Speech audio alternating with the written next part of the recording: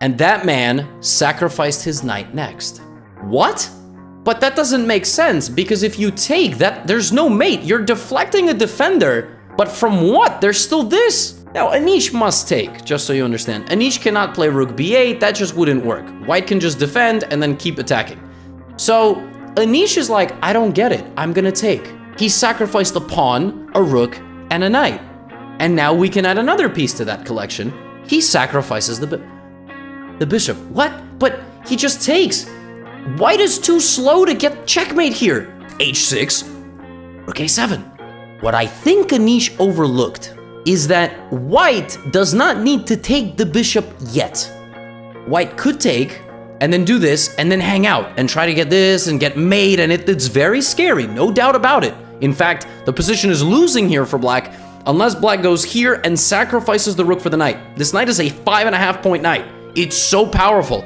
And rook h1 is simply unstoppable here. That's probably what Anish thought was going to happen. But Mamedyarov plays rook h1. The joker card of the attack has been revealed. The h-pawn was never going to take the bishop. The h-pawn needed a boost. The only move here that does not lose for Black on the spot is rook to f6, with the unbelievable defensive responsibility to sacrifice the rook for the knight on that square, but simultaneously sacrifice the rook! And now the Black queen sneaks in, and White needs to trade into a winning endgame. This is now the only way White has to win. It's still winning for White, but it's the only way White can win. Rook f6, rook h6. Anish is like, that's losing. I might as well go out with a bang, rook f2. But where is the bang? Where is it? h7. We know that if the king goes this way, there's mate. But what about here? He sacrifices his queen. He makes a new one. He gives a check.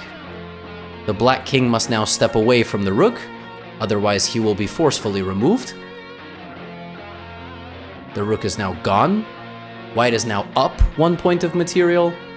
And after one more check, and a very simple retreat back, attacking the rook with the bishop hanging, the white rook ready to infiltrate at a moment's notice, Anish Giri resigned this game.